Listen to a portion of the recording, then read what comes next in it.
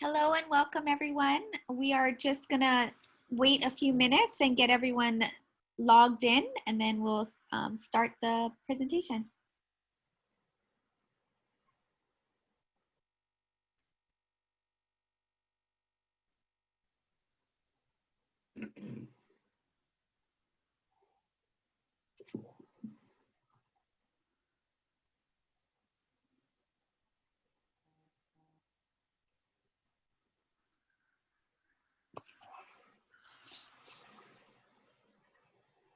So as I mentioned, we're just waiting for a few more people to log on. We're giving it a couple more minutes and then we will start the presentation.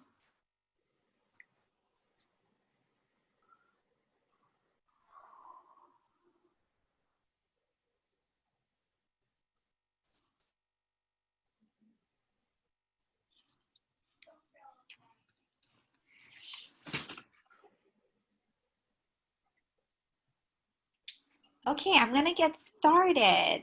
Aloha and welcome to the Dementia Care and Communications webinar presented by the Plaza Assisted Living.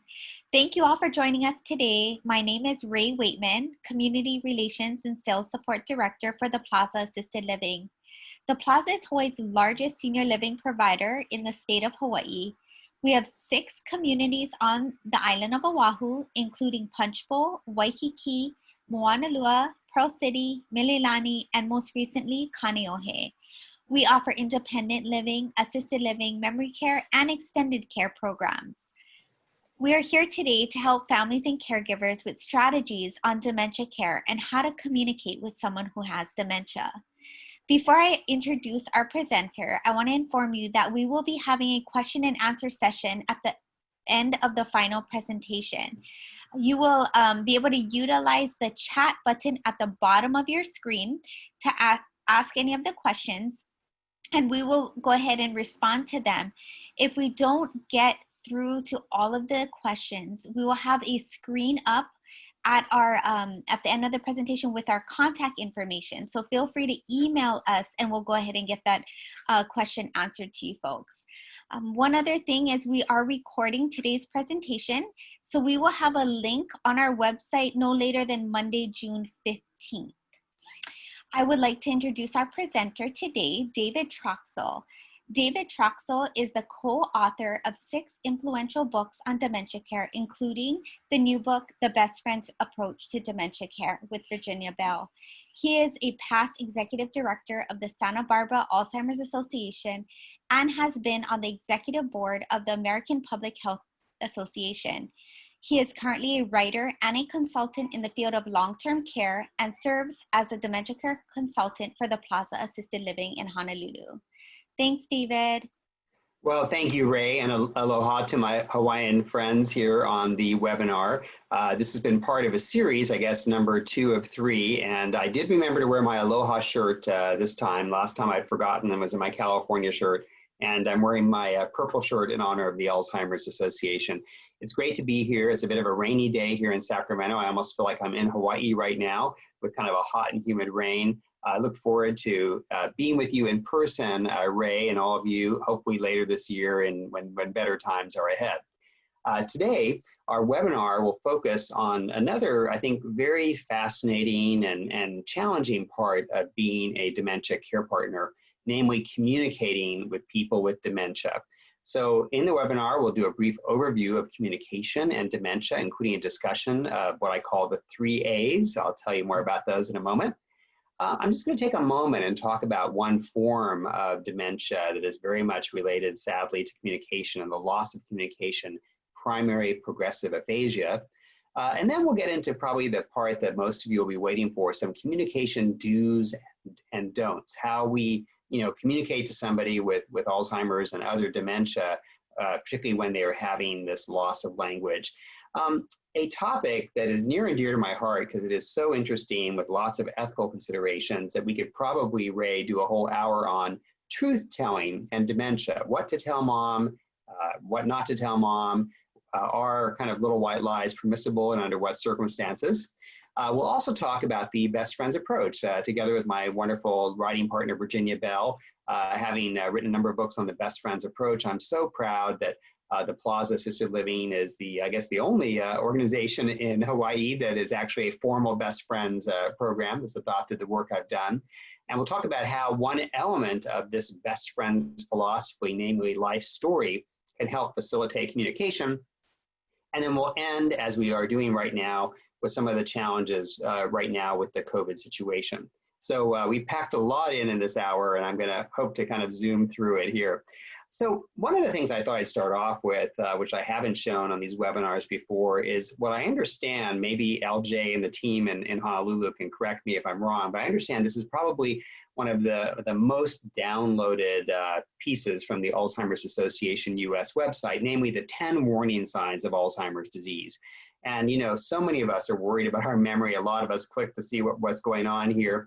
But you can see that the warning signs of Alzheimer's disease and other dementia, include memory loss that disrupts daily life, challenges in planning and problem solving, and a number of things on this list. But I've highlighted number 6 because it's very much appropriate for our talk here, that you know, the symptoms of dementia are much more than short-term memory loss. There are a number of things, notably new problems with words, speaking, and writing. So we'll talk a bit about that throughout this presentation. But certainly for some people, loss of language, personality change, withdrawal from things people have liked, confusion of time and place, all of these things can be symptomatic of a problem. And if you are having these symptoms or have a family member who have them, you want to go to a neurologist or good physician to check things out to get a good evaluation.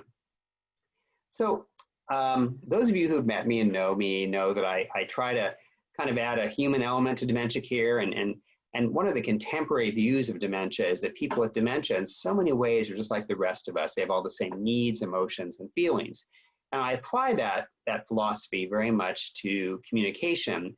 And my belief is that even though the language centers of the brain are damaged by Alzheimer's disease and other dementia, people living with dementia, despite their losses, still retain a desire to communicate, a desire to connect.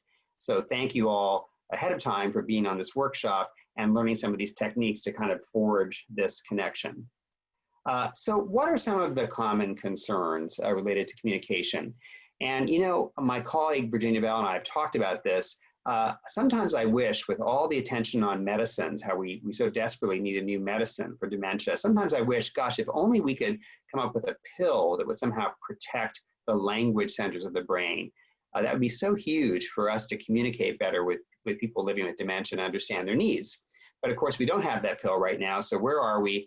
Namely, that many of our family members, or for those of you professionals on the call, clients or residents, they don't understand our words. They may not be able to clearly communicate with us their own words and language. What are their needs? What do they want? Some of the using the wrong words and vocabulary issues can make communication very challenging. Loss of reading skills, and we don't talk about this a lot, but you know, my mother was an avid reader. She passed away with Alzheimer's in 2008. And I noticed really the last, 5, 6, 7 years of her life, she really either didn't have the attention or the ability to kind of process that word from the page into her cognitive self. So reading skills, again, using wrong words. And this last one, again, we have so many topics, Ray, we could probably do separate webinars on, but becoming disinhibited. Very classically, I have a friend whose father was a retired minister and he got Alzheimer's, and guess what? He began cussing kind of like a sailor, and the family was so upset they were convinced that maybe he'd picked up these bad words at the adult day center. Well, he had not. Of course, the adult day center was a small group of volunteers actually in a church, and there wasn't a lot of cussing going on that any of us knew about. And so what of course happened is, this man, like all of us, I don't really cuss very much, and I know those words, but when you become disinhibited, you might say them. So again, things like that can be a problem. And of course, people might just say whatever's on their mind. You look fat, or I don't like that shirt, or you're not a nice person. And I guess what I want to say right off the bat is that part of being an effective caregiver and really traveling this journey is to have empathy and understand that it's really the disease talking, not the person. So if someone does say something hurtful, we want to try to roll with it, recognizing that they just might be frustrated, angry, and they're losing those social disinhibitions. And that's something we talk to staff a lot as well, because maybe I'm giving someone a shower and they're mad about it, and they might say some mean things, but we want to, again, try to understand it's the disease, not the person. So as we talk about communication, dementia in the brain, again, I'm not going to take a lot of time here because we get more technical, but basically at first, Alzheimer's disease typically destroys neurons and their connections in the part of the brain involved in memory, including the hippocampus. The hippocampus is such a precious, fascinating area. It's actually Greek. It's a Greek word for seahorse because they look like a little seahorse in the brain. And the hippocampus is very much involved with language and memory and personality. Later, Alzheimer's disease impacts areas of the cerebral cortex responsible for language, reasoning, and social behavior. So the language deficits in the brain are very real. And it's funny how I was talking to Ray before this started about various internet resources. She mentioned sometimes she and the staff at the Plaza will look at the Canadian Alzheimer's website or the British website. Well, I found a very nice resource called Dementia in the Brain from the UK Alzheimer's Society, and we have the link here. Again, if you're not capturing that link right now, this presentation will be up on the Plaza's web later. So now I want to talk a bit about the 3 A's and discuss kind of where we are with these. And basically, you can read more about these, but aphasia is basically damaging the communication centers, loss of ability to understand and express speech. So the word aphasia is a very common neurological definition doctors will use for sort of the broad category of speech loss. Apraxia is sort of very interesting. If you've ever said to your mom, let me help you with that sweater, put your arm through the sleeve, and they do nothing. So apraxia is where basically the brain-body connections are breaking down and they're not really able to follow and make physical actions happen. And agnosia is the inability to recognize common objects. So for example, I have a clock here, this sort of my timekeeper, old-fashioned timekeeper for this webinar, and somebody with dementia might call it a toaster or a plate. They may not even recognize that it's a clock. So these kinds of processing issues can be damaging to people living with dementia and impact communication, okay? So primary progressive aphasia is actually a fairly rare disorder, but when you have it, it's a huge challenge. I will recommend to you, if you Google Jane Brody, New York Times, she's a very distinguished longtime health writer for the New York Times, and she wrote a piece, I think it's almost 10 years old, but still very, very good about how you care for people with PPA. But basically, simply put, primary progressive aphasia, people begin to lose language first, and they may almost just become mute or really have trouble processing language, even when they have their cognitive skills. So it's very heartbreaking that they have their full cognitive powers but can't express themselves. Later with PPA, the dementia also hits as well. So it's a tough, tough disease and something, again, we learn from. And how do we help people with PPA? Again, this is where you sort of met one person with Alzheimer's, or you met someone with PPA, you met someone with PPA, trying to really develop a unique individualized approach. So in this case, I put down a few things here because I think some of these are applicable to communication in general. But number one is, again, this idea of walking a mile in someone's shoes, acceptance, understanding of the person's losses, offering simple visual choices. So again, maybe you hold up the salt and hold up the pepper, or hold up the roast beef, or hold up the salmon, and let them kind of point and choose. One lesson I learned from an adult day center in Kentucky was they had a person with PPA, and they would say something like, I forget his first name, but like, "Hey, George, do you want to go for a walk? Thumbs up or thumbs down?" And he could kind of follow that thumbs up or thumbs down gesture. Very creative, and that seemed to work for a period of time for him in terms of communication. Music, very therapeutic and very, very, very soothing. Sharing emotions, they still have that emotional memory. Time outdoors, tactile, touch, smells. I guess when we're not dealing with COVID, in assisted living, hugs, and of course, referral to speech therapy. So these are just a few ideas, and some of these actually cross over broadly for dementia. That last point I'll make, because I think it's very, very important for any of you who are family members, but don't be shy about asking your doctor to refer your family member to a physical therapist, an occupational therapist, a speech therapist. Speech therapists also can work with swallowing issues, language issues. Medicare covers it. And it is true that if your family member doesn't have the cognitive skills to really, really follow directions and really make progress, maybe the visits paid for by Medicare will be few, like maybe 3 or 4. But I tell you, you can still get a lot accomplished in 2, 3, 4 sessions, some extra attention for your family member. And of course, they can often coach all of us about what to expect and what's coming up. So now we can kind of jump in and talk about some communication do's and some basics. And again, I hope I can give you at least a few very specific best practices. And I acknowledge right off the bat that not all of these will be appropriate for your family member or for those of you who are professionals for some of your clients, but we'll just jump in. Number 1, introduce yourself. Now, again, this might be a bit odd if you're caring for your mom, but you know, people with Alzheimer's, they begin to mix up time and place. Someone who's 80 might think that she's 40, and she might not necessarily recognize you as her daughter. She might think you're a friend or someone special. So when my mom was still alive, I would often, go, she was in assisted living for 3 years, did amazingly well there. I would often go in and say, "Good morning, Mom, it's your son, David, how are you?" And she would say, "I know who you are." Well, maybe, maybe not. Keep it simple with short explanations and sentences. Again, recognizing that their forgetfulness makes everything worse. You can't give a complex instruction. Repetition. It's okay to repeat something. "Mom, come on over here. Hey, I'd love to have you sit on the couch." "Yes, the red couch right over here. Come over here." I think some of that can be helpful. Families often ask me, "David, can I fill in the blanks when they're forgetting something? Should I do that, or is that somehow disrespectful?" Well, I think use your common sense. If someone's struggling to find a word or name somebody, at a certain point, fill in the blank. My son, "Oh, David." "Oh, yes, David." That's perfectly fine. Be patient. This is so hard. Even as someone who's pretty well trained in this, I know, with my mom and other people I've worked with, slowing down, being patient, it's definitely a virtue. That can be hard, but it's certainly very powerful, because if you slow down and listen, you can often begin to understand what someone's asking or saying.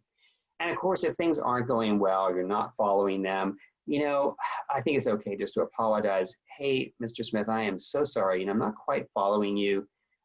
I'll still be here for you. I'll help you. And I'm sorry that it's my fault. I'm sorry that I don't understand." That's perfectly fine. So again, a few things here related to communication, and a number of these I know are practiced by my best friends at the Plaza, because they've had training in the best friends approach. Again, this idea that people with dementia need a friend, a best friend. They need someone to have empathy and understanding. And one element of this is to know that people living with dementia, they've often had a lot of losses. They've maybe had to stop driving, give up their work. Many of them know that they're not in their own home anymore, even if they're happy living in a community. Many of them worry about, who's managing my money. They have a lot of concerns. So if you recognize that self-esteem may be low in a person living with dementia, why not give them an authentic compliment? "Mom, you look so pretty today in your beautiful pink sweater." Or, "Dad, you've always made the best pie. You are really a baking champion." Giving a compliment, again, lifts someone up and builds self-esteem. With my staff training, because staff will sometimes say, "Gee, time is so precious." I'll say, "Hey, remember that a compliment doesn't take much time, doesn't cost any money, and it can genuinely lift someone up." I kind of wish we all gave more compliments, but do that with your family member. "Dad, I can't believe you won the Teacher of the Year award 5 years in a row. You're quite a role model." All of these things lift a person up, okay? This next one, I have to say, is one of my all-time favorites, asking for an opinion. Because again, what does it mean if I say to somebody with dementia, "Hey, Bob," I'm just gonna make something up here. "Hey, Bob, I know you were a professor at the University of Hawaii. I only did 2 years of college. What do you think? Is it too late to go back, or do you think I should go back to school?" "Oh, young man, you should definitely go back to school." "Oh, thank you, Professor. What would I do without you?" Some kind of affirming statement like that. Very nice. So when I'm in Hawaii, I have to confess, often with my Hawaiian shirts, being from the mainland, I'll say, Mrs. Joanne or Miss Joanna, can you help me? What do you think? Should I tuck my shirt in or tuck it out? In or out?" And they'll vote even and tell me what to do. And I'll say, "Oh, thank you so much. I would have been very embarrassed if I was wearing my Aloha shirt wrong." So again, asking an opinion, it means you value the person. This one is a tough one for a lot of families, you know. I mean, just because somebody has Alzheimer's doesn't mean that you don't have those old life patterns and pushing each other's buttons. So, you know, sometimes families are fighting everything out, correcting. Well, remember the memory loss is real. I think it's perfectly fine to gently cue someone the first time or two, but you got to learn to let go of little stuff. And if mom says that President Eisenhower is doing a great job, you say, Mom, I like Ike too. You know, that type of thing. Letting go can make a big difference, because when you argue or correct them, it can startle them. You know, if I say, no, Mom, President Eisenhower, my gosh, he is dead. He's not the president anymore. Mom, you're 82. You're not 47. You see, it startles them, and it almost reminds them of their disability. It almost kind of rubs their nose in the fact that their memory isn't very good. So try your best to let go of the little stuff. Don't argue, don't correct. Now, this next one is another really important kind of do and don't. And I have to say that even a good friend of mine I was with recently with her mom, and we walked in, this is right before COVID hit, and my friend said, hello there, do you remember who I am? You know, to her mother. And I kind of cringed because, you know, we want to sometimes hope that mom and dad are getting better, or your family members getting a bit better. We almost want to test their memory. And when you say things like, do you remember me? Or now you know who that is, or tell me this, how many children do you have? Well, often they can come up with the answers, you know, what are the names of your kids? But you see, if they can't, it causes frustration, embarrassment. Again, it reinforces their losses. And you know, if I'm working in memory care and I ask someone 17 questions, they don't know, maybe on number 18, they're gonna smack me because I've frustrated them so much. Because you see, and it's an essential point, when you have Alzheimer's, you still have the moment. So if I ask somebody, tell me the names of your children and how old are they, and she can't, well, you see, that frustrates her, it upsets her, because after all, she's failing at my question, but she still knows that she should know. She still knows that she should know. So it's almost a double loss when you're quizzing people's memory. Now, we all ask questions. We can't help ourselves. If you do ask a question and your mom or dad or husband, wife, partner, whoever it is, can't answer, just say, oh gosh, no worries, I forget things all the time, or that's not important. Let them off the hook. But give some answers. Hey, Joanna, how is your son, Bob? Is he still on the Hawaii Supreme Court? You must be so proud of him. Or, hey, Bob, did you enjoy your bacon and eggs this morning for breakfast? Versus, what did you have for breakfast? Another very simple technique that I think relates to communication, but even just good care, is, you know, so many of us, you know, we don't want to lose control of our lives, right? All of us want to have a say in our lives. And yet, when you are living with dementia, sometimes you know you're not in charge of your life as much as you used to be. You might sense that. And so I've had people living with dementia refuse their pills, for example, you know, Mrs. Jones, time to take your pills, and they push it away. I think it's really an act of control and defiance. And I think I'd do the same thing, right? So give some simple choices. Hey, Joanna, would you like to wear the red sweater today or the blue sweater? And maybe she always picks the red one, but you see, if you give them the choice, it helps them feel in control. What kind of ice cream do you want? And even with the meds, Mom, do you want to take your medicines now or after lunch? Do you want to have the shower now or after lunch? Sometimes that can also give them that sense of control and empower them. So here's a technique that I actually learned from the Home Instead Senior Living curriculum. I consulted with them on that project a number of years ago, and I loved one of the things that they taught in their professional training, where they told their caregivers to try 3 times to turn a no into a yes, which I think is really, really a genius thing, because I'm sure many of you know and have figured this out, that people with dementia often say no to everything, maybe with the exception of ice cream that they say yes to. But if you say, hey, Dad, it's a beautiful day, do you want to go out to the garden? They often say no. Now, why does somebody with dementia often say no? Well, a couple of things. Number one is, I think we know that there's sort of an apathy that often happens. I always say, as a caregiver, we need to kind of hit their start button. You know, we need to kind of encourage them. But you see also, they don't necessarily understand what we're asking them. And again, when you think about all of us who don't have dementia, if someone asks me to do something and I don't really follow, I don't really understand what they're asking me, I'm going to probably say no, right? So you can kind of understand why people with dementia might say the same thing. So when you try 3 times to turn a no into a yes, here's how it can work, right? Hey, Mom, would you like to go to the garden with me today? Oh, no, dear, I'm tired. Now, Mother, you love flowers. There's so many beautiful pink and red flowers right now in the garden, and that's your favorite color. I think you'd enjoy it. Oh, no, dear, maybe next time. And maybe number 3, okay, you kind of say, Mom, take my shoulder. Now, look, you studied for 2 years to become a certified master gardener. You're so good at this. I don't think our gardener is doing a very good job right now. He's not pruning things right. Please come. I could sure use your advice. Oh, okay. So again, this is something very, very, I think, important.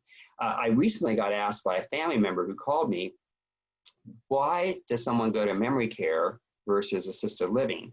And this is one reason, because you see staff in memory care are trained to, knock on the door and encourage and invite and kind of get that familiarity. Because again, if someone's living in an independent setting or assisted living, we sort of assume they have more wherewithal about their choices. So I think this is one kind of nice finesse with a good memory care staff that can hopefully make things work. Now, just to be clear, you can't drag somebody to the garden. Everyone has the right to say no. They have their human rights. So we know we can't force them to do something, but don't give up on the first try. Do communicate with body language. And this is something I think dementia care has forever changed me. After doing this over 25 years, I use my hands all the time because I'm forever gesturing and doing this and doing that.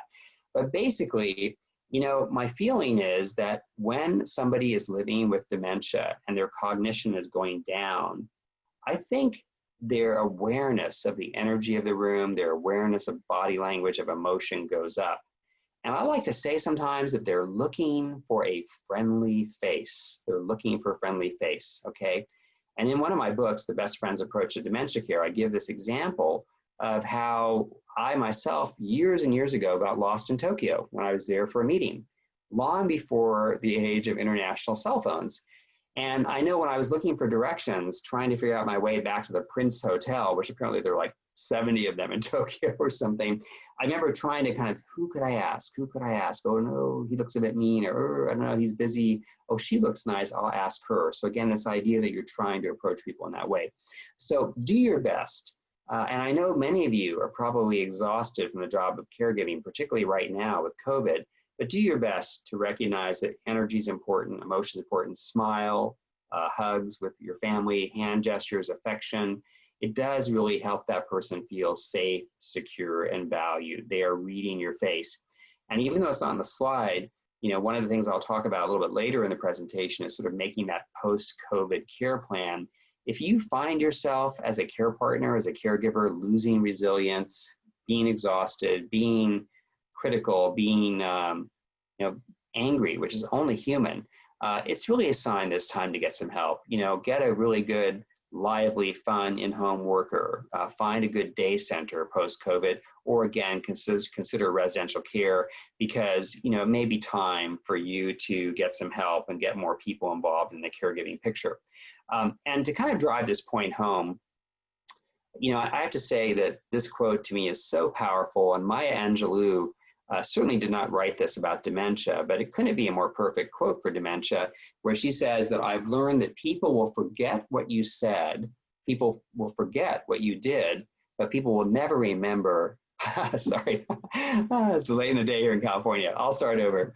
I've learned that people will forget what you said, people will forget what you did, but people will never forget how you made them feel. People will never forget how you made them feel. Sorry about that, Maya. I kind of bungled that poem. Anyway, this idea that emotions are very powerful. And I think this is also very healing for family members because, again, a dear friend of mine, her mother doesn't recognize that she's her daughter. Very painful. But her mother does sort of have an emotional connection and thinks this is someone special, someone important. So I think it's healing, even if your family member doesn't remember, you're Marianne, her daughter, but if she believes you're someone special, someone important, because of that emotional memory, I think that can be very healing and positive for many of us. So now I'll turn to another subject, as I mentioned earlier, that could be kind of a whole interesting seminar. And I'll share with you that this has been a rather controversial topic over the years. Basically, when do you not tell the truth to somebody living with dementia? Should you lie? Should you tell white lies if it's in their best interest? Should you never do that? Okay. And so, for example, what if the person's asking to go home? Okay, and maybe you've sold their house. What if they're asking about parents who died many years ago? You know, what do you say, right? So let me give you my kind of personal philosophy, which may not be reflected very well on this particular slide, but I like to start with particularly if I know the person well, I want to do this with someone I've just met. But if someone says, where's mother, where's mother? The first time I might very well tell them the truth, because if it was my family member, because I feel like from a kind of philosophical, from a ethical point of view, I don't want to be in a position of lying to my mom, lying to my sister if I can help it. So if my mother says, where's mother, where's mother? And mother died many years ago, I might say something like, and listen carefully here, gosh, mom, grandmother, she passed away 10 years ago. Isn't that something? I can't believe that your mom and my grandmother are gone. Pause. Didn't grandmother make the best lemon meringue pie? Now, what have I just done there? You see, I've told the truth, but I've also kind of planted a kind of a happy memory, something very positive about the person. And perhaps my mom might cry a bit and say, nobody told me, which is painful, I admit, very painful. But maybe we might evolve and start talking about pie recipes, about grandmother's famous lemon meringue pie. She actually did make a great pie. And you see, that's one way of kind of having that cathartic emotion and talking about it, and I think in a healing way. Now, if 30 minutes later my mother says, "Where's mother?" I'm not going to say the same thing, and I might say, "Gosh, mom, I'm not really quite sure where she is right now, but I think she's in a good place. And tell me more about your mother. Tell me more about her. Remind me." When you were little, did she sew your clothes? Is she a good cook? Was she very strict when you started dating? So this idea of tell me more about this is a great way to kind of deflect when something like this happens. Again, I want to go home. Tell me more about your home. Do you live, in the city or the country, and what color is your house? And sometimes this kind of gets the emotion out and helps the person kind of move off that particular subject. Now, again, we all have reasons sometimes to make up an untruth, but don't go wild with it. Try to keep it simple. I'm going to give you another example from one of my books, a family book called A Dignified Life, The Best Friend's Approach to Alzheimer's Care. It's actually my first book. My colleague, Virginia Bell, and I, we may still be some of the few writers in the field. We only tell in our books real stories where we've actually gotten permission to use real names, because we wanted to fight stigma and kind of be a bit more authentic in our work. So one woman in our book is a wonderful lady, long past, named Margaret Brubaker, who I knew. She lived in a senior citizen complex in Los Osos, California. And Margaret, we don't really know how. She was fairly early in her dementia, but she lived by herself in the mobile home. She lost her dentures. Now, trust me, I searched with her son, the whole trailer. We just searched and searched. They were just gone. She must have accidentally thrown them away. Now, we thought we'd just go ahead and get her a new pair, right? Because she was someone who, should have dentures. And when we told her they cost, $1,000, $1,500, she said, $1,500? I can't afford that. And she had plenty of money, but she might have been living back in the Eisenhower administration. She might have really been at a space where she thought I was saying it was $15,000 or $150,000, right? Now her son offered to pay for the dentures. He was fairly well off. And she said, I'm not going to take your money. I don't want you to spend that money. So again, it was a dilemma because it wasn't good for her hygiene, her dental hygiene, her eating. We thought about what would Margaret have wanted, you see, and Margaret apparently always kind of cared about her appearances. She would have been horrified running around the mobile home park around town with no teeth in, right? So we kind of used something called substituted judgment. And we said to ourselves, what would she have wanted? Well, she would have wanted the dentures. So here was our fib, our white lie. We said, Margaret, Medicare will pay for them. Medicare will pay for them. And she got her new dentures. The son wrote the check. Now, Medicare did not pay for those dentures, But you see, in this case, we were telling the lie, the white lie, I think in her best interest. And I do feel we were forgiven for that. And we did, by the way, start with a position of truth, try to tell her what we thought, told her what it would be, and she refused because, again, people with dementia, forgetfulness, poor judgment. So because of that, we made the second decision, I think legitimately in her best interest. This slide I used in my last presentation related to behavior, but I wanted to quickly also tuck it in here because, again, another issue with communication is repetition, repetitive actions or questions. You know, what time is it? What time is it? What time is it? When's my doctor's appointment? And I mentioned patience earlier, and wow, this is a tough one. So again, this can be done for lots of reasons. Perhaps it's just their forgetfulness, but it might be maybe anxiety. Look for triggers, look for times of day. You know, it's not super effective, but when someone is living with early dementia, posting some signs or some notes might help. You know, when they're asking these questions, respond to the emotion, give them a nice cup of their hot chocolate, sit with them, put on some music. But again, this idea sometimes of, well, you know, oh, what time is your doctor's appointment? What time is your doctor's appointment? Tell me about the doctor. You know, is it a man or a woman? Is the staff friendly? You know, do you like going there? And sometimes, again, that can kind of lead them on to a better place. You do have to understand, though, this does come with the territory. Notably, one friend of mine, you know, her mother would leave 40 or 50 messages on her phone every day. You just have to kind of learn to cope with this to some extent. And I wanted to be sure to at least put a word or two in about later stage communication. You know, certainly late in the illness, someone might have more kind of talk soup or garbled words, and it might be really hard to understand what they're saying. So I always like to say, number one, never talk about them as though they're not there. Communicate with smiles, warmth, affection, offer reassuring words. Music, again, that language of dementia is so powerful. I would make sure they have plenty of good music in their room. And, you know, sometimes, like even in assisted living, they'll have a TV set in their room. They may not hear the music channel. So I think even an old-fashioned boombox can be helpful. And then just some affirming language. You know, I'm happy to be with you. You know, what would I do without you? You're absolutely right. You're safe with me. It's good to be your friend. So a number of things like that, I think, can be helpful for later stage communication. I haven't checked recently, but I believe the Alzheimer's Association also has so many great handouts and materials on their web or in their office in Honolulu. So again, they most likely have some good materials related to late stage communication. So as I begin to kind of wind down our formal presentation here, one of the things I wanted to begin to talk a bit about was just what again this best friends philosophy is that I'm known for, and that the Plaza Assisted Living has adopted. And this comes from some early work I did 30 years ago, where working in an adult day center in Kentucky, where we really had very few resources. We had great volunteers. We didn't have a lot of money. We didn't have a lot of knowledge about dementia. Our solution at this day center was to recruit volunteers who'd be kind of one-on-one helpers with the day program. And we created this social atmosphere where we danced and we had ice cream and we sang and we exercised and we had classes. We had every day a different class or topic on something. And we kind of created this joyful milieu or joyful environment.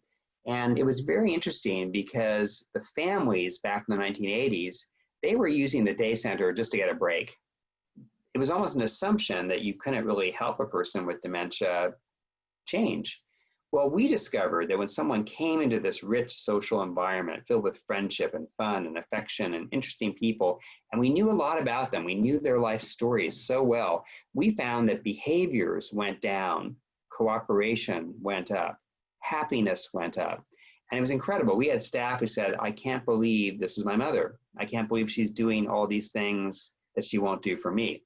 So the best friends philosophy is one I hope you'll learn more about, but I want to particularly tag a very specific technique. You see, if we treat our person with dementia, if we treat a person with dementia like we would a best friend, it also means knowing their life story quite well. Now, I know my friend's personality, right? I have two good friends, and one is very spontaneous. You know, I can call him up and say, hey, how about we go to a go to a concert again before COVID. How about we do this? How about we do that? And he'll say, I'm in. Another friend is like, well, have you checked the traffic? How much is this going to cost? Where are we sitting? What are your plans for dinner? What time will I be home? This person has to have everything mapped out, right? So again, we know our friends are different. And in the case of dementia, you see, what I want you to do is to, really make sure that staff know a lot about your family member, all right? So for example, myself, I start every morning with my strong cup of black coffee. And if I'm ever in memory care, I want somebody to come in every morning and say, hey, David, good morning. I brought you your coffee, black and bitter, just the way you like it. It's from Starbucks, I think. I'll go, wow, they're my friend. They know me and I know them. When staff can, knock on a door and say something like, Sally, good morning. Oh, pardon me, Nurse Sally, once a nurse, always a nurse. I am just honored to meet you. And I know that you won the Nurse of the Year award 5 times in Honolulu. That's amazing. We're going to have a good day today, aren't we? And you see, that might just take 1 minute, but you see already Nurse Sally says, I'm in a safe place. They know me, I know them. And what's happening here, of course, is that the life story can be huge. So I probably need to come up with a better word on this slide than I did, but I kind of said the word sort of sprinkling, this idea that when you're talking to somebody with dementia, you kind of want to throw out, you want to sprinkle in the air elements of their life story. Hello, Gladys, how are you? I know you love cats, me too, oh my gosh, I want to hear about your stories of early days of surfing. I'm a surfer too, and anything you can do like that, again, helps them feel safe, secure, and valued. And you see, here's the key point, particularly for our staff who might be on this call. You see, if somebody with Alzheimer's disease who you're working with, if they like you, if they trust you, if they feel connected to you, if they feel safe, everything's going to go better, okay? And this is true for families too. If you're learning what I like to call my books, the knack of great care, learning the sort of tricks, the knacks to make good things happen, everything will go better. And you take a minute or two and you actually end up saving time in the long run.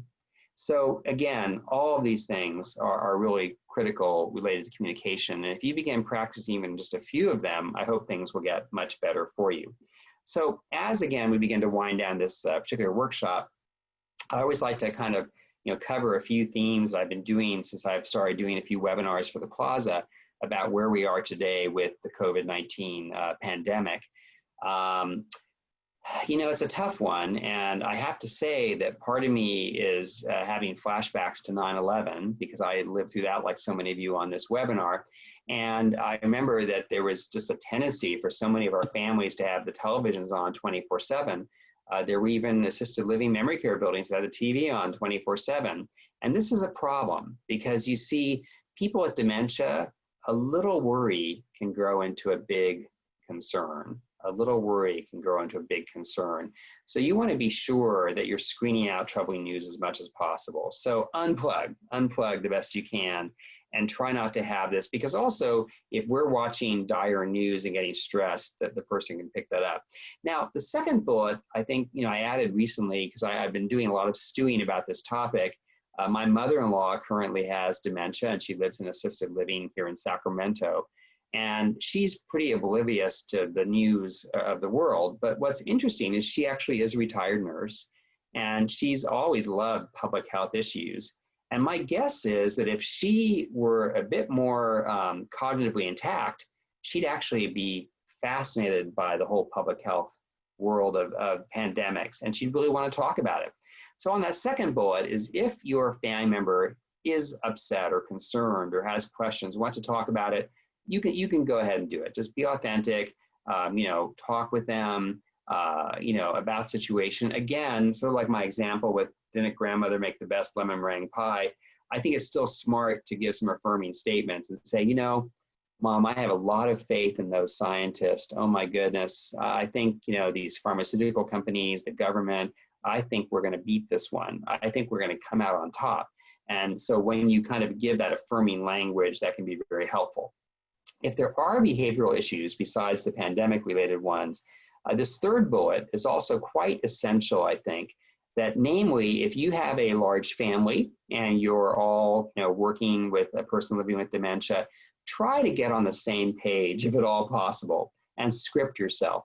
Because if 6 daughters are saying 6 different things to mom with dementia about maybe moving into assisted living or about getting an in-home worker, about handling the money, it really does sow a lot of confusion, right? So again, wherever you can, develop a common script. I believe I gave this example 2 weeks ago in my last webinar, but it is my favorite all-time kind of script. But when a family member moved their mom into assisted living memory care about 5-6 years ago, I heard them say, Mom, I am so sorry. I know you don't want to be here right now, but the doctor wants you to be here right now. You need to build your strength. And I was like, wow, that is genius. Because number one, it's not a lie. Virtually everybody who moves into assisted living who's elders, almost everyone needs to build their strength. And what I loved about it is it was kind of affirming. It helped the mother kind of process this, thinking, hey, maybe I'm just sort of doing rehab right now and trying to get through this.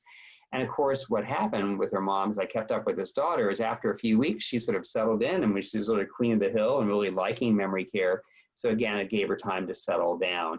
So again, a common script, be it finances or other things, can be helpful. And of course, again, communication during this crisis. Take advantage of all the web services out there. I've been Zooming with my mother-in-law and even with family members and friends. It's incredible how well this can kind of build connections. Not for everybody, obviously. There's some people with dementia who don't really watch TV or don't really understand what's happening. You might even want to try the old-fashioned phone for those people. But I do think this is exciting. And from an activity perspective that we talked about previously, again, what's so great about the web is, you can show them, pictures of their hometown and music. If someone always loved Elvis, you can put on Elvis videos. So technology is your friend in isolation here while we're struggling at this time. Communication with PPE. It's kind of this is a tough one. Now, again, if you're all sheltering in place as a family, obviously you don't have to necessarily wear a mask in your own home. But for any of us who are working in a professional setting, this is a challenge. And I guess all I can say is that even with these masks, I think we can still project a positive energy. I love these pictures of sort of the kind of friendly faces there. Positive body language, confidence, calmness, tone of voice, routine, personalization, all of these things, expressions of gratitude, maybe having a laminated photograph that you can show somebody, okay? And again, this is a bit tricky. I don't think this is necessarily completely approved, but depending on your setting, if someone's alarmed by your mask, you could always conceivably step back 6 or 8 feet, take it off for a second and introduce yourself. Again, that's not really a recommendation for facility settings, but if you're maybe you're working and wearing a mask when you visit grandmother because of, not giving her exposure, I think that still is one way of maybe you're still outside, show her who you are. But again, do your best to communicate despite the fact that PPE does create barriers. So with that, I think we're coming up close to our hour. I think we have, if my clock is right, about 11 or 12 minutes for Q&A. And this group has had some robust questions in the past. I want to thank you for, again, allowing me, my friends at the Plaza Assisted Living to do these webinars. I was saying to Ray and Kara and Leah and some of the gang at the Plaza that, I love teaching, and it's been quite a shock to my system to have 3 or 4 months of engagements cancel and Alzheimer's Association conferences. And we were actually, the HALIA, the 3rd annual HALIA conference was scheduled to be in Hawaii, I think a week from today. And by the way, we need to put a slide in about that. It's now rescheduled for a virtual conference, September 21, to benefit the Alzheimer's Association. You can remember September 21 because that is World Alzheimer's Day. I want to assure you, we have an amazing faculty for that. So you'll look forward to that ALIA conference. But again, thank you to my friends at the Plaza for letting me keep my teaching mission going. Aloha, and now I invite any questions. Thank you. Hi, everyone. While we kind of wait for questions to come in, I thought that maybe, David, if you could dive a little deeper on what a life story is and how to incorporate your, maybe 10, 20, 30 top questions that we should implement in a life story. Okay. So thank you very much, Ray. So most programs, for example, if you go to a day center or have an in-home worker, or certainly in assisted living or skilled nursing, they'll have a fairly comprehensive form that might be anywhere from 3 pages to 10 pages. You know, what high school did you go to? Where were you born? What are your grandparents' names? What kind of jobs have you had? Have you won any prizes or awards? Do you play any musical instruments? What is your religious background or spiritual background?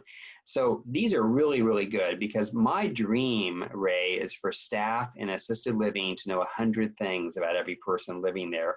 I know the Plaza, having met so many wonderful of your activity team, they know a lot about your residents. But you know, I want to just be really clear, Ray, in saying that that's my ideal. And, you know, we are dealing, particularly here on the mainland, maybe less so in Hawaii, with a lot of turnover with staff. It's been a tough time. So I've kind of actually simplified it. I sometimes like to just take, you know, like I'll grab like a little, you know, piece of paper or a nice form and say top 10, and maybe just have the top 10 list of things that are valuable for your mom and dad or your family member. And this can be great. For example, let's say someone has to go to the hospital, hopefully not with COVID, but you know, maybe your father's name is Martin, but he likes to be called Marty, and maybe his nickname's the captain. You want the staff to know that. So life story work, very powerful. And you know, since we're all kind of sheltering in place and holed up right now, this might be a great time to kind of write that mini memoir out and do a little life story for your family member. So that's what that is. Okay, I did get a question, David, but you know, before I say this question, could you put our information up on the screen again? Our email address, our email and Yes, contact thank you. info. So while you do that, the question that came in is, could a mini stroke, TIA, cause Alzheimer's? Okay, and forgive me, I'm I'm doing this very awkwardly here, but I will get us to that last slide. Thank you. Here we go. All right. Okay, super. Can a mini stroke cause Alzheimer's disease? Well, kind of yes and no. There's something called vascular dementia, and vascular dementia is probably the second or third leading cause of dementia in the country. And it's a bit of an oversimplification, but vascular dementia is somewhat stroke related to these small mini strokes or the interruption of blood flow to the brain. There's another formal diagnosis called mixed dementia, and mixed dementia is Alzheimer's plus vascular. So a stroke does cause potentially cognitive loss. It can cause the confusion and memory loss, and it can be very acute. You know, someone's been doing great, they're 47, they have a bad stroke, and they have this new cognitive loss. But with these sort of classic dementias, the vascular dementia is more of a slower progressive decline of these mini strokes and a kind of a longer term process of the interruption of blood flow to the brain, again, oversimplifying a bit, that causes the eventual confusion and memory loss.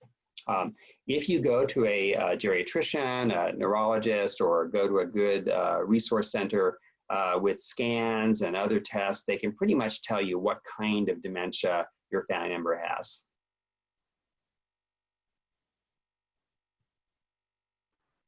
Thanks, David. So far, I have one other question. My mom often says that she is dying, then is fine a few hours later and has no recollection of it. She has been taken to the ER numerous times and has no issues. What are some good responses to the dementia patient who is scared and believes he or she is in danger of dying, but not? Okay, so that's a really interesting question. A couple of things, again, thinking about the theme of this workshop is people will sometimes use the wrong words. So she may not literally mean she's dying. It may be kind of her own cry that she's not feeling well. So remember, at one level, you can't always take people literally. Now, the reason why I think it's such an interesting question is that people do kind of get stuck in certain narratives and certain behaviors. And she might kind of have this delusion, this fixed false idea that she's at the end of her life. She might be having some certain issues. So I guess if she is crying out, you know, you could do a quick assessment. Does she seem ill? You could maybe say, gosh, mom, hey, I just took your temperature and I took your pulse and I think you're going to be okay. Let me get you your favorite herbal tea and we'll sit in the patio. And then if you're still not feeling well, we'll call the doctor.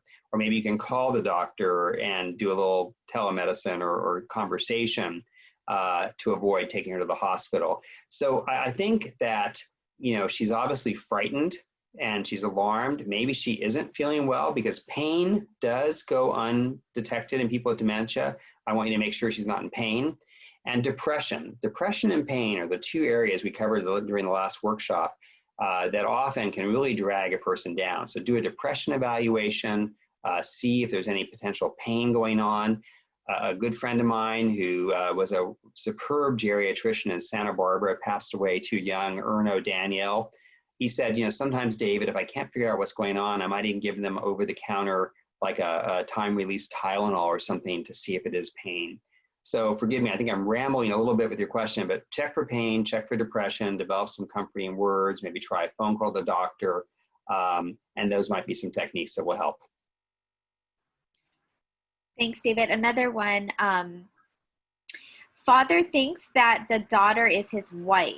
How do you deal with that and what do you say? Yes, oh boy. So the father thinks his daughter is his wife. Well, I've heard situations like that. And it's really can be upsetting, I've heard of cases where someone makes even a sexual advance at a family member, getting them mixed up. So I think first and foremost, take a deep breath, try really hard not to panic and understand that this is just part of the illness that happens. Again, your father might think he's 40, not 80. He might remember his wife as a much younger woman. Daughters and mothers look alike. So I'd say take a bit of the drama out, take some deep breaths, recognize that it's not some, aberrant sexual behavior or some, bad thing. It just is a mistaken identity. So one little tip I have is to have some nice family portraits or pictures around. And maybe you have a picture on the fireplace mantle and different pictures of the daughter. And if your father says, hey, honey, let's go fool around or something because he's mixed up or wants to refer to you as his wife, I think you maybe show the picture and say, Dad, oh my goodness, you're such a jokester. Hey, look, there I am. There you are. It's me, Maggie, your daughter. I know I look a lot like Mom. All right. So again, something like that might be helpful as well. So do your best, try to take a deep breath, recognize it's a disease, not the person. It's just a mistaken identity. And hopefully, sometimes these behaviors like that, if you just kind of try to chill and not get too agitated, not be too reactive, if you just kind of let these delusions, these fixed false ideas kind of percolate and provide reassurance, one day they go poof and they're gone. Okay, one last question. How do you encourage your loved one to eat when they are arguing that they've already eaten? What are some tips or how to get them to actually have a meal? Yeah, and I've seen it the other way too, where they say no one's fed me in days, and they just had lunch. 30 minutes. They say I want more food, and they they've already eaten enormous amounts. Okay, so a couple things. I sometimes will say to myself, David, what won't work? What won't work? And it really won't work to try to convince, to argue, to do this. So a couple thoughts I have is, maybe sit with them for dining. Sometimes there's some issues around just their confidence, maybe get more finger foods, make sure you're serving things they like. And, you might even create a little written schedule, even though I don't know if that would work, but you could try and say, oh, Dad, look here, we always have you initial your meal schedule because the doctor wants you to do this. And see, Dad, look, you had breakfast at 9 o'clock, it's noon now. Just have a little snack, all right? So that can be helpful. Another technique is, Dad, I just made this new chicken soup. I've never tried this recipe before. Please try it. I'd love to know what you think. Does it need more spice? Does it need more salt? What do you think? So sometimes if you present the food in a way to ask for their advice, I think even present it with enthusiasm. Oh my gosh, Dad, I made you the best tuna melt that I've ever made. You are gonna love this. You had breakfast about 3 or 4 hours ago. Here, take a bite. So sometimes things like that can help smooth the way. But, you know, it is a tough one. And there are people who begin to refuse to eat or not want to eat. Remember the swallowing issues. The number one cause of death for Alzheimer's disease is aspiration pneumonia. So your family member might even be afraid, having some swallowing issues. So simplify the food, you know, present it in a different fashion, maybe get a speech pathologist or speech therapist to come in and evaluate. One other little trick, you see my white mug here. Well, sometimes, you know, we serve meals on a white dish, and maybe on that white plate is turkey, mashed potatoes, and cauliflower, and they can't see it. So I know that I believe the Plaza still, for example, has plates that are like a saturated color, like the Fiesta ware, which I think Macy's sells. But you want to have a plate that has dark, sort of saturated colors because there's more contrast for the food. Again, Google the subject matter. There are some good materials about food and dementia, and I've seen it both ways. They either lose their appetite or they just eat too much, but there are some tricks you can learn that might help. Thank you, David. Well, we are at the 3 o'clock hour, so I think we're going to wrap this up. Thank you, everyone, for attending this webinar. And please, like David mentioned, look out for our announcement on our Halia conference coming in September. We'll have more to come on that. And please feel free to reach out to either David or myself with any questions, concerns. We can help as much as possible. We know this is a hard time, and we're just here to support as many families and professionals as possible. So thank you all for attending. Aloha. I look forward to hopefully being on the island later this year. Thank you again for all your dedication, and thank you, Ray, for inviting me to be part of this wonderful discussion today. Thank you, David. I hope everyone enjoys their weekend. Okay, bye. Bye.